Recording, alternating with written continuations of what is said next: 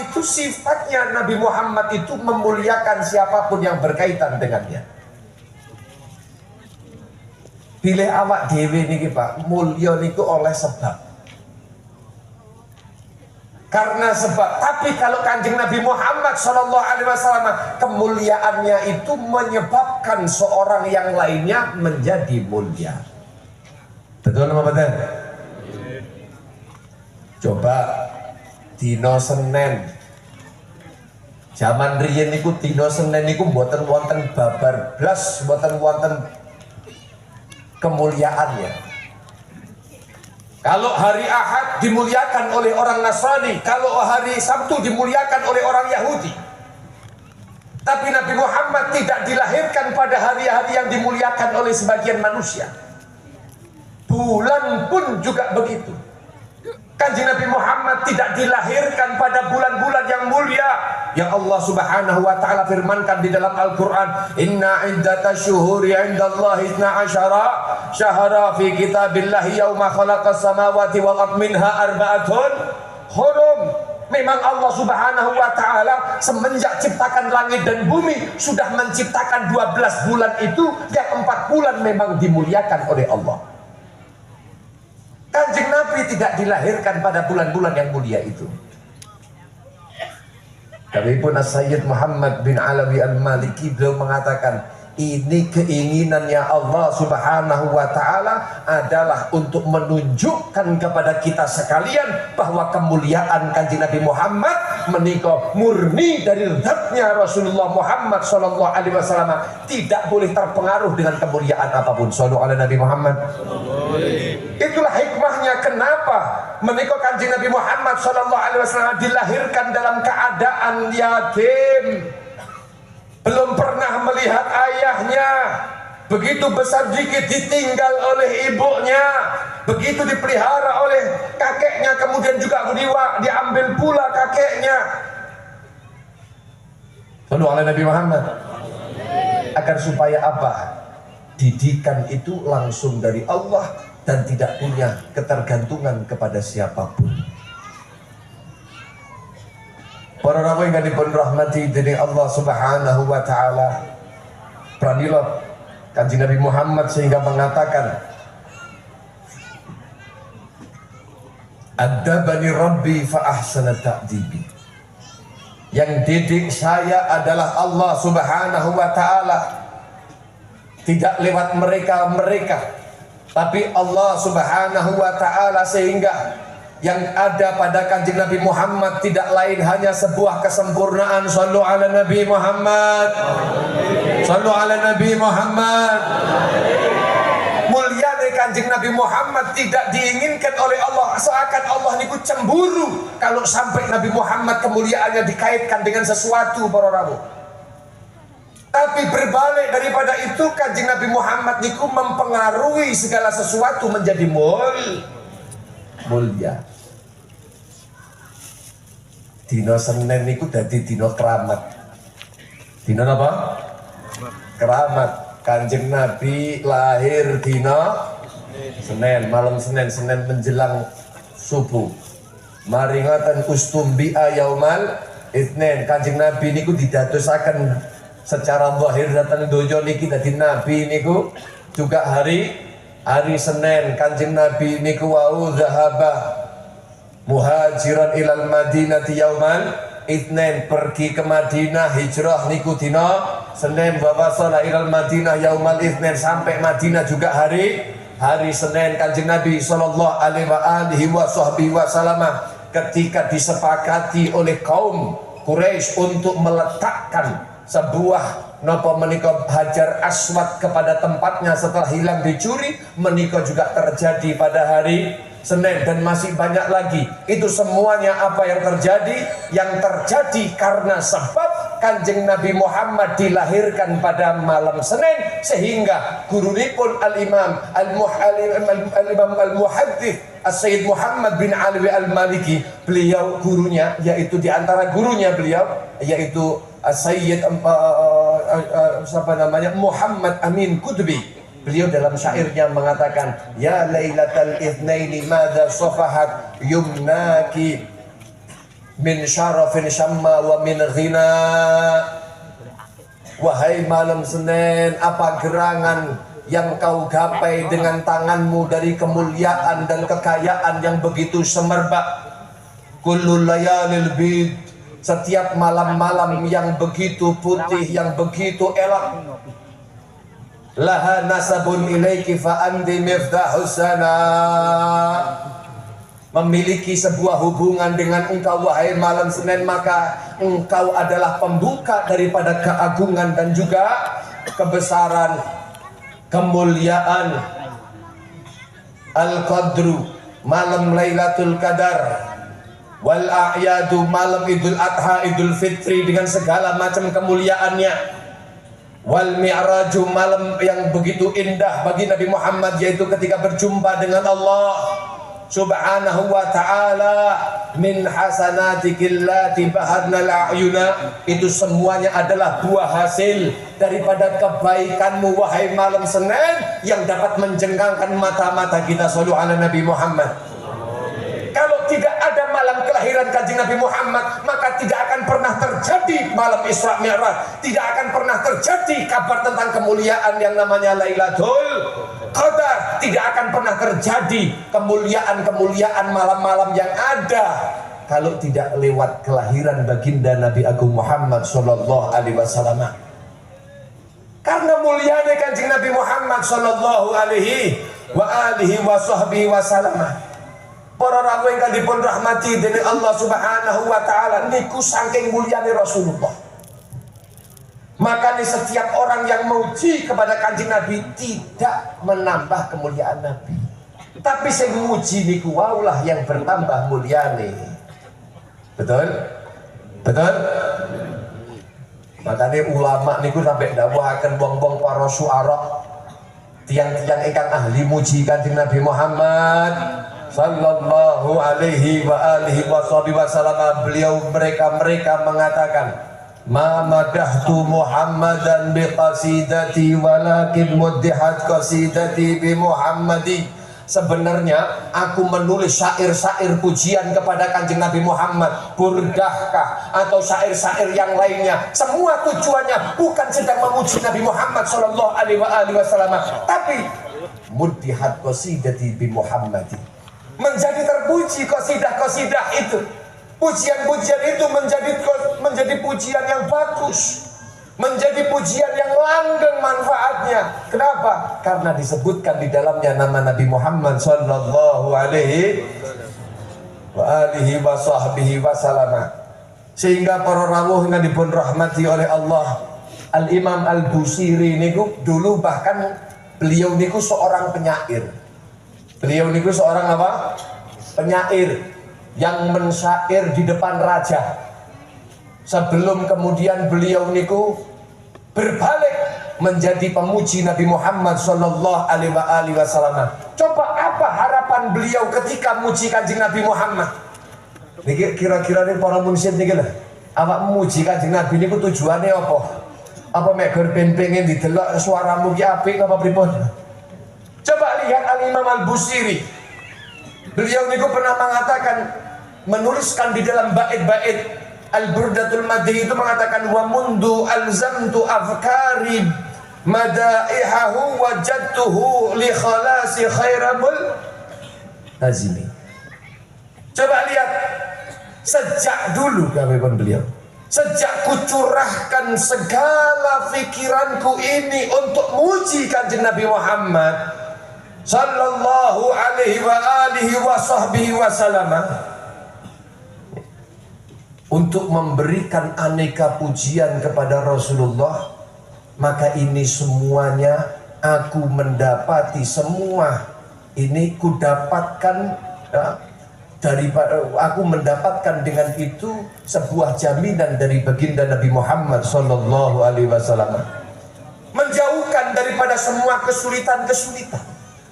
Tujuan beliau muji napa? Karena beliau menyesali dahulu telah menjalankan lisannya untuk memuji orang-orang yang sebenarnya tidak pantas dipuji.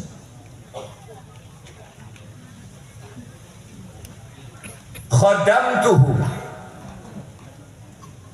bi fi madihin astaqillu bihi dhunuba umrin mada madha fi sya'ri wal khidami. Beliau mengatakan apa?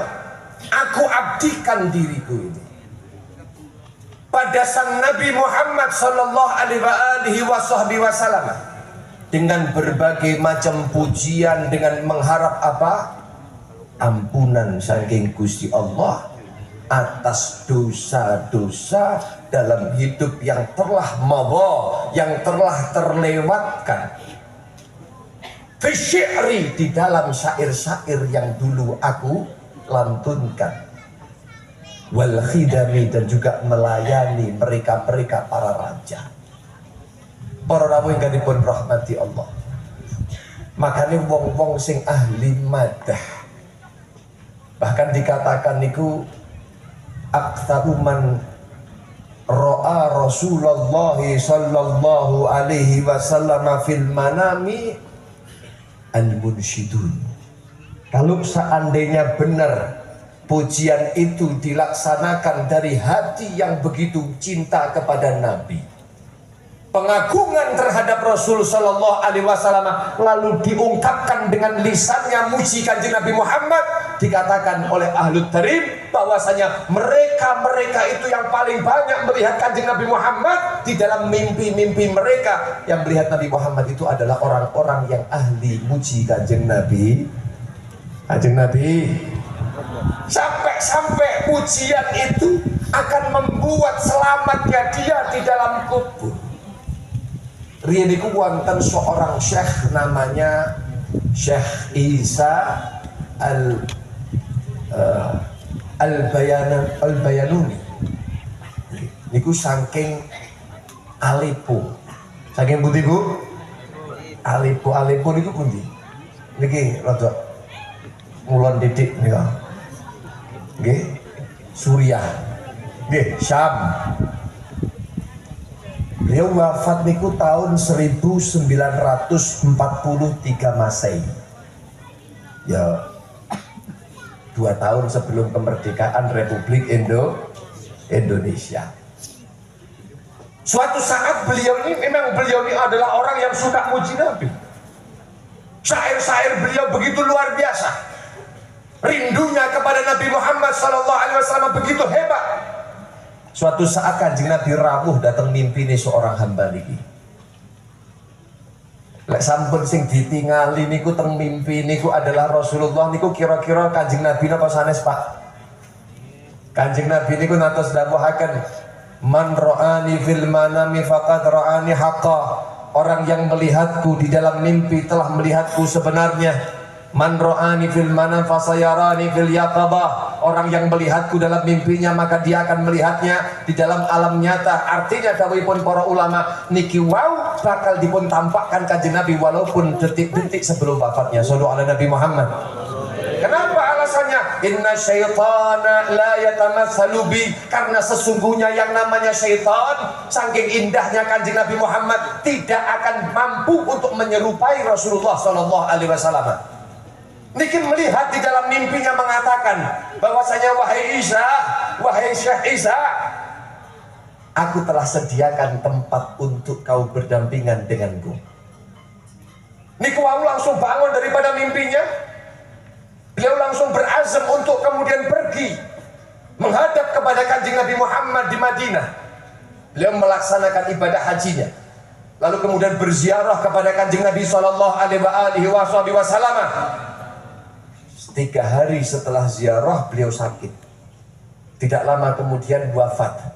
Dan kemudian dikemubikan di Baqi Al-Gharqad di samping Rasulullah Muhammad sallallahu alaihi wasallam. Suatu saatnya, Pak, Syekh Isa niki kuburanipun setelah berapa tahun lek teng mriku niku lak diantri ya kuburan. Lek teng kuburane Mbajang mriki lek selama tasih ada patokane ya panggah sik terus diopeni nggih mboten. Sik diziarahi, kecuali lek kuburanipun gak ana sing ziarahi, anak-anake pun lali kabeh. Ya mungkin saged digusur niku. Nggih. Nggih. Tapi selama masih ada patokane sing diziarahi oleh keturunannya, maka tidak akan digusur lek teng mriki. Tapi lek teng mriko seluruh dunia berangan-angan pengen dadi tanggane Kanjeng Nabi, semua pengen dikebumikan di sana. Begitu juga di tanah Ma'ala yang mulia. Subhanallah, para rawuh yang dipun rahmati Allah. Akhirnya suatu saatnya didongkel menika kuburannya Syekh Isa. Kenapa? Ya mau diganti. Wis waya diganti, mangke diambil tulang belulangnya. Ya paling enggak kalau sudah hancur ya mungkin ada debu-debunya, tanah-tanah khas napa menika bekas jasadnya menika, terus kemudian dipindahkan ke kuburan yang lain, terus baki menika diisi dengan yang lainnya.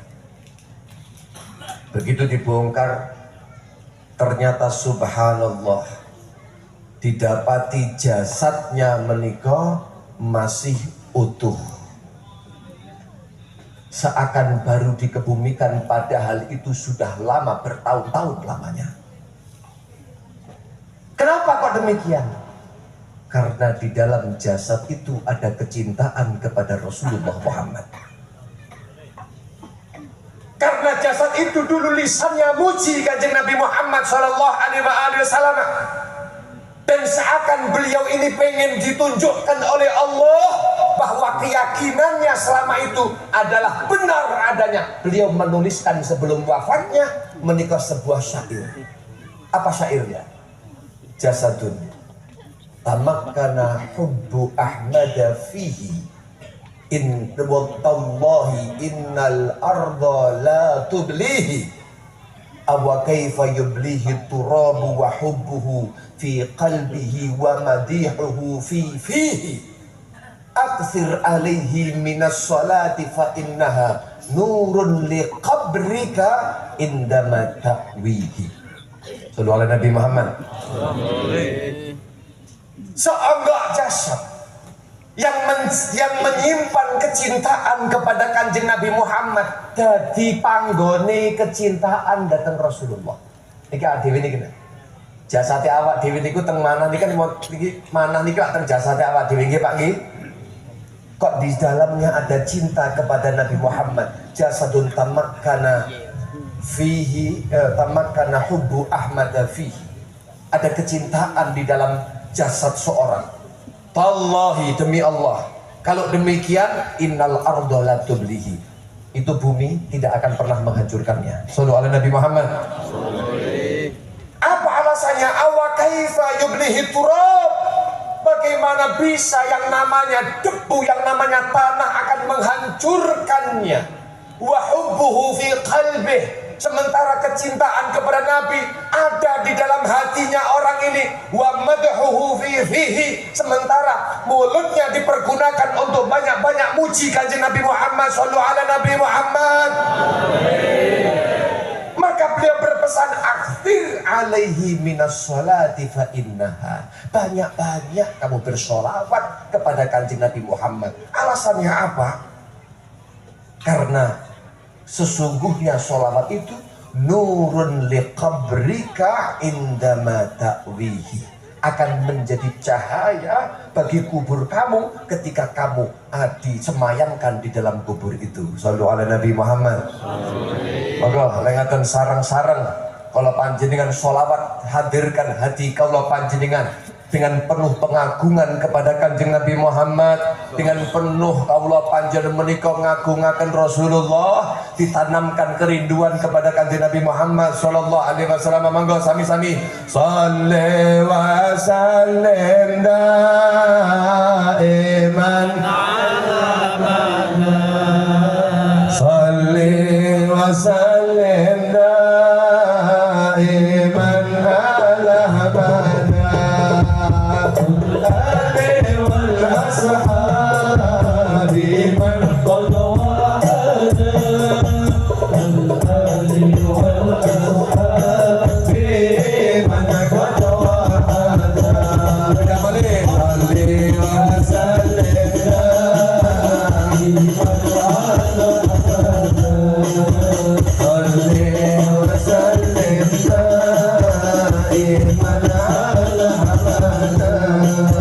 Wala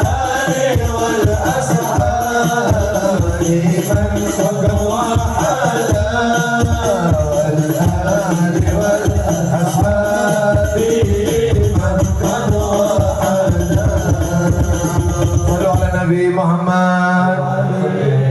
Lu Kanjeng Nabi itu ada pembuatan dipun puji-puji, dipuji itu, Pak.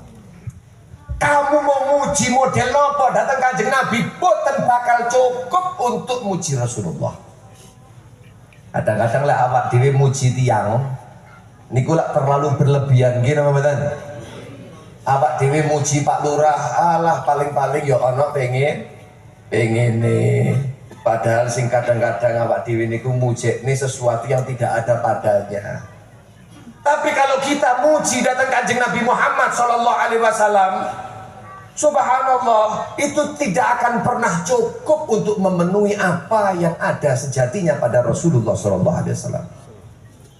Makanya sampai dipun dawuhaken datang napa menika burdah sifatnya Kanjeng Nabi Muhammad sallallahu alaihi wasallam munazzahun an syarikin fi mahasinihi.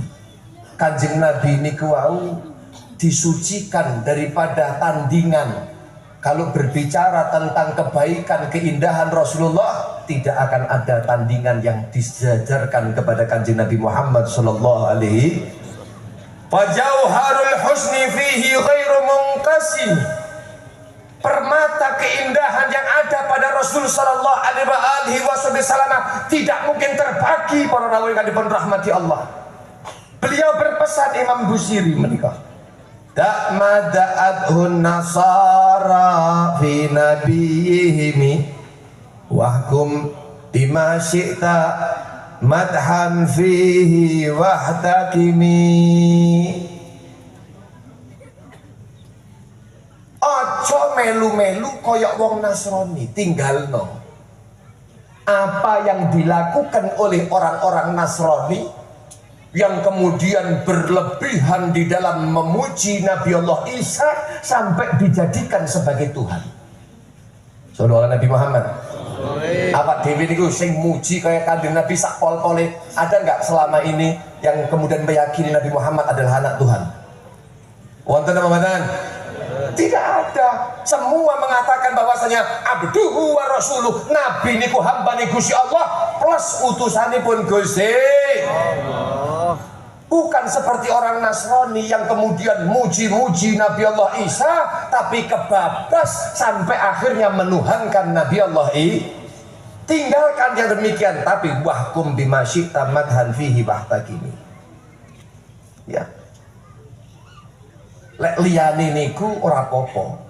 Awak dhewe niku wau mau memuji Kanjeng Nabi sallallahu alaihi wasallam model kayak nopo mawon niku tetep kurang. Wansub ila dzatihi ma syi'ta min syarafin. Nisbatkan kepada zatnya Kanjeng Nabi Muhammad, terserah kamu daripada kemuliaan-kemuliaan. Wansub ila qadrihi ma syi'ta min 'idhami. Nisbatkan kepada napa menika kedudukan Kanjeng Nabi Muhammad sallallahu alaihi wasallam, terserah kamu daripada semua keagungan. Nisbatkan semua, sandarkan semua kepada Kanjeng Nabi Muhammad sallallahu alaihi wasallam. Tidak akan cukup. Kenapa? Fa inna fadla rasulillahi laisa lahu haddun fayu'riba anhu natiqun bifami. Betul cukup, Pak.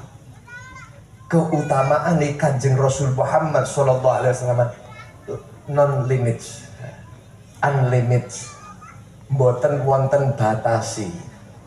Lisan mau muji Kanjeng Nabi model nopo, itu semuanya tidak akan bisa mewakili yang sebenarnya kemuliaan yang ada pada Rasulullah sallallahu alaihi.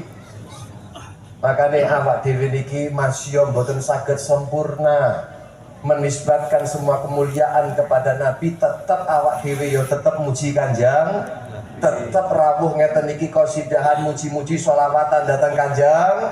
Kenapa? Karena tujuannya kawipun Al-Imam Ali Muhammad bin Ali bin Muhammad al-Habsyi, beliau mengatakan bahwasanya wa in kanatil alsunu la tafi fi usri mi'syaril awsafi dzalikal mausuf, itu tujuannya tashwiqan lisami'in min khawasil mu'minin wa tarwihan lil muta'alliqina bihadzal nuril mubin. Walaupun lisan ini tidak bisa mewakili untuk kemudian muji kanjeng Nabi Muhammad, walaupun 0,00/100-nya pun tidak mampu untuk kemudian memuji Nabi Muhammad, menyebutkan kemuliaan kanjeng Nabi Muhammad sallallahu alaihi wasallam, tapi tetap kami sebutkan itu, tetap kami tuliskan di dalam simtuduran. Tujuannya apa? Tashwiqan lisami'in, orang-orang yang mendengar tentang kemuliaan kanjeng Nabi, agar supaya tumbuh dalam hatinya rindu kepada Rasulullah Sallallahu Alaihi